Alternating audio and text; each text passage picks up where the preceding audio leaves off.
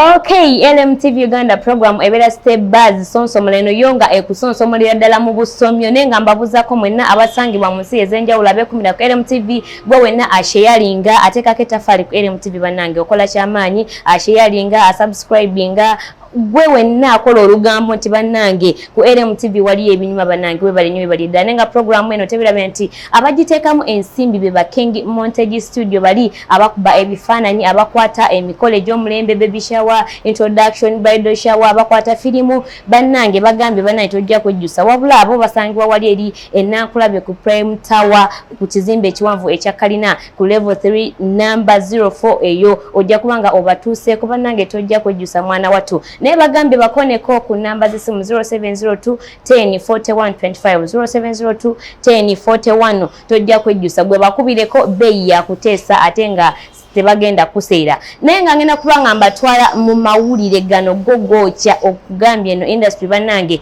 tunyumira Uganda kinyuma mu by'okusaaga okitegeera naye nga ngenda kubanga ntandika n'abayimbi abeegasse mu Uga-Tunes bannange kino kika buli lunaku wavayo ebibiina ebigenda mu maaso ebibiina kugambya ebibiina kati bingi nnyo nnyini ddala naye nga munnange abayimbi bagenze okulaba nga ndowooza ebintu by'okuddamu okuyimba ndowooza nga si byakaakati ne basalawo kubanga banoonya amagezi bakoze batya okubeerawo bakoze batya nateera okubeezaawo obulamu kubanga balina okulya covid teyabayisa bulungi bukyanga babaggalawo mwana wattu akawunga kati nabo tebakyakafuna ne basalawo ne begatta mu kibiina kino ekya Uga-Tunes era nga ekyakoleddwa omukulu General Salim Sale n'asalawo n'abaterawo ekibiina kino eno so ne basalawo kubanga beekuŋŋaanya okubanga beewandiisa naye nga ekibiina kino kigenda kubanga kigenda kubanga kikulembera abantu ab'enjawulo omunga mwe mujjasanga Wisdom Kaye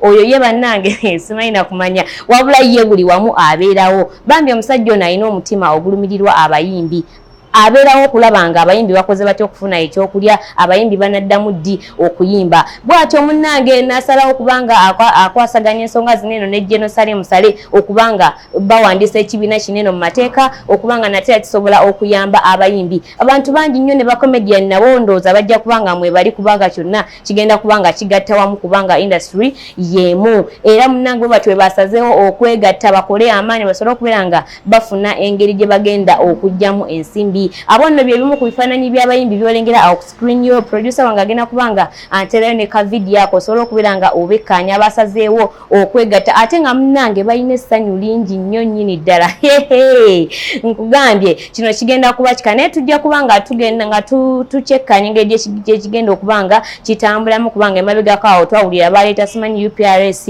eyo simanyi kyo kibiina oba kyazikirirawa ne bawandiisa ne balonda n'abakulembeze naye engeri gye kyazikiramu kwegamba nange sakitegera bulungi naye nga kati sawa zino ekibiina ekiriwo bakiyita Uga-Tunes ekyo kye kigenda okuba nateera nga kibakwasaganya mu magezi kugenda kuba nga kibayambako jjukira bataddewo concert omukulembeze eggwanga yavayo n'agamba nti mpozi okubanga okuyimba mugenda kubeera bya online ate nga abayimbi abamu tebakisupportinga bagamba nti tekigenda kusobola kutambula kubanga waliyo omuntu owa wansi atasobola kukola kintu ekyo so kati kyekibiina ekiriwo katulabe engeri gye kigenda okuba nga kibatwalaganya tujja kuba nga tubawa ebisingawo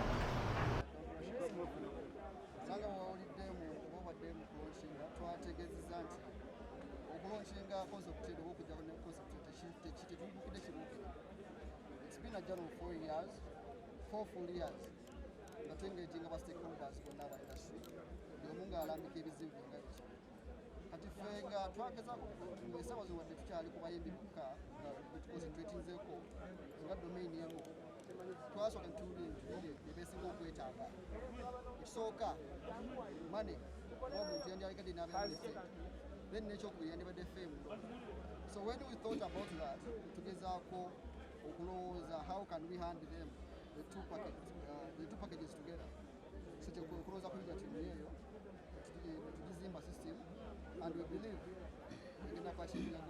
egenda kukola etya no kati nga bwe tugambye we've set a budget aside yes there is a budget tunatunira muyimbi n'oluyimba lwe nekoti lwalina video and audio tulina a very qualified committee egenda kuvalibinganga oluyimba olwo both from lyrics audio production the video And then we project, because we've been in the system, these guys have been in the system, so they know the dynamics of the system. Kati bajja kubesinga kweyo information, but balingongo liyemba. Then we sit with an artist, tumwe contract, tumugambe, let us manage you now, let us promote your song, your content, 100%.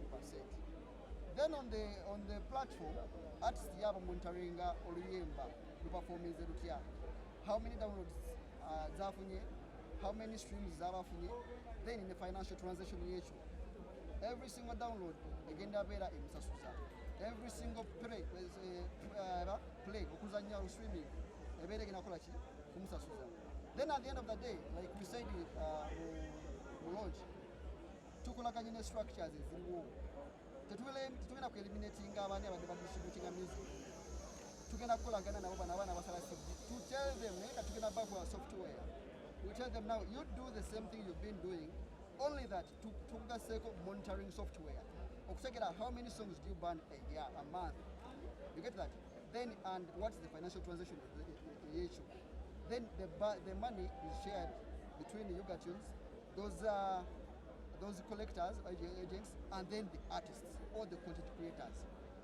Arrangement irimu kino tugenda kuba tukolagana ne ba right owners of the right holders actually, aba content owner. If there is the artist ya owning the rights z'oluyimba yaba ali mu split sheet. Bw'obanga oluyimba yaluguza lwa writer ya owning the rights 100%, then the song belongs to the writer. Tufunye meetings bino bina tukola kino tukutereza to streamlining how this split sheet will work. Yes. Temulamye olupooza ba library wayinza okuyita ne basigala nga bakyatunda music ono naye nga temutegedde?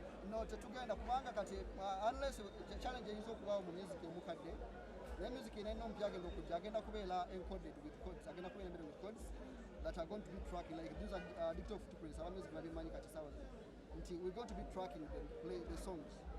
Nti we know which song is played on which device. So we have to track the song from the source, that is Uga-Tunes, to which agent, and then to which consumer. So piracy, then these other links, we're trying to work with UCC to see how we can block them in Uganda, so that 100% all the music that is on the market is monetized. Kino kitegeeza nti consumer ajja kwetaaga okusasula, like how much will the consumer be paying? Yes, tutaddewo arrangements nyingi. Tutaddewo arrangement per song. A consumer can pay 300 per song. Nagamba nza nja kulindanga luyimba aba Edikenzo lwafulumiza, let me pay per song. Then olina agamba no, let me pay per month. Tukwate dola agamba nja kusasula $10 per month. Then every song unlimited access. Albums zonna all the Ugandan musicians. So those are platforms, those arrangements are still there, era tugenda kwongera kuzimproving what the consumers would want. To the wider audience, naye to the people abakuwa content, are you sure, with respect, Mwami Matia Rima anasobola okudiringa naawe online? Mwami Matia asobola. Aina mutabani oli abeera ku Facebook gwe nagamba. Bagamba Mwami Matia oliongerera kale kankituuse otegedde kyembuuza Mwami Senkungu Tegedde kati kankubuulira ekintu ekyenjawulo Uga-Tunes kiyaze nakyo.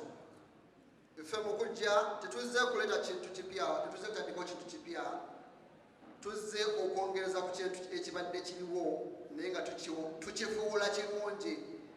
Mu nkola eyo singa nnyimiriza ba stakeholders betulina enkolagana nabo wano ojja kwewuunya, tukolagana ne existing structures, all of them tewali butulese ebbali, okuva ku union, okuva ku wuma, buli kibiina, buli umbrella y'abayembe. Era singa simanyi oba mu kwanjula batuuse buleti bakwanjulidde abantu abaliwo, wanditegedde nti banaya okudda mukulu Kasuku mukulu Seedi kankole bwe nti buli ng'omanyi oli umbrella oba umbrella body ng'oli mukulembeze yimirira buyimirize. Omukulembeze omuyekayeka kadongo kamu legends wuma ekibiina kikataba legend apawo muli luddawa National Cultural Center. ebintu biri mu You get that?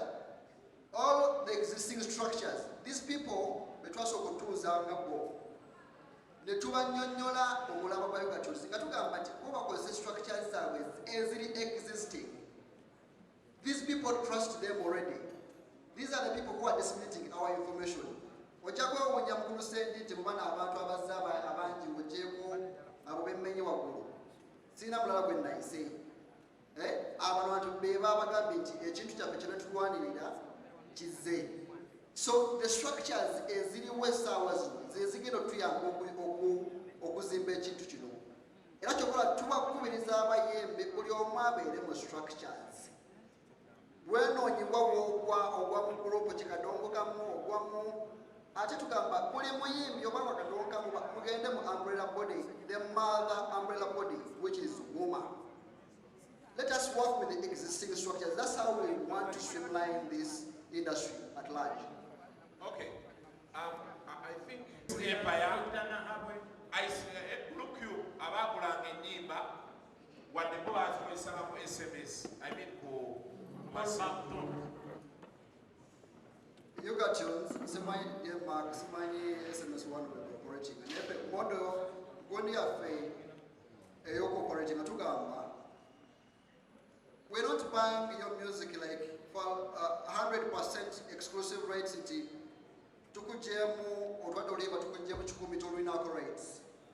Or what we can do distributing and a toy Tugamba. No, we're sitting down with our committee. Again, evaluating a music for you. Ofumizoro Yimba, Gambia Afumizoro Yimba, Ayocha, I got to take up Uga-Tunes. Committee and never got a gambet, yes, to the many MNA. To the many to take a comb window. To gambet is seeing the projection in Yaka online is over the city visit. They are offline when we see the Oxala music of Yamu City visit. Let us give you an advance. Then we collect the money for you. For our lifetime, that song is going to be played. For our life, all the time, that song is going to be played.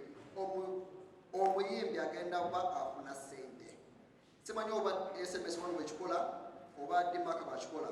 Okay. Change our taking a chili vegetable. Akunyizza, some weeks ago, one of you people were Banyonyola, and you're going to correct me because Chinna Mugogo. Young Amati, Haruna Bakoro Yimba. Petugenda Kurudina, Turuagari. Tuite Haruna Mubiru, what we Haruna Mubiru Wadi. Atu costing in a video Yamuliako Sente Meka, audio Yamuliako Sente Meka, Oshtegeda, Tusasure Haruna Costie, Tiatande Muruyimba. Betumala sasura Haruna Costie, Tiatande Muruyimba. Tugende tutunde music wa Haruna ku digital, for example, or ne individual copies. I don't know if you go that side. Kati betutuoka katujjeyo sente ze twawa Haruna. Ne tujjayo naffe zaffe ze tutaddemu ng'ensigadde tukola ki? Tugabana. Kyebadde nina at the back of my mind era nsuubira n'abayimbi abamu babe bannyonnyodde ekintu kino.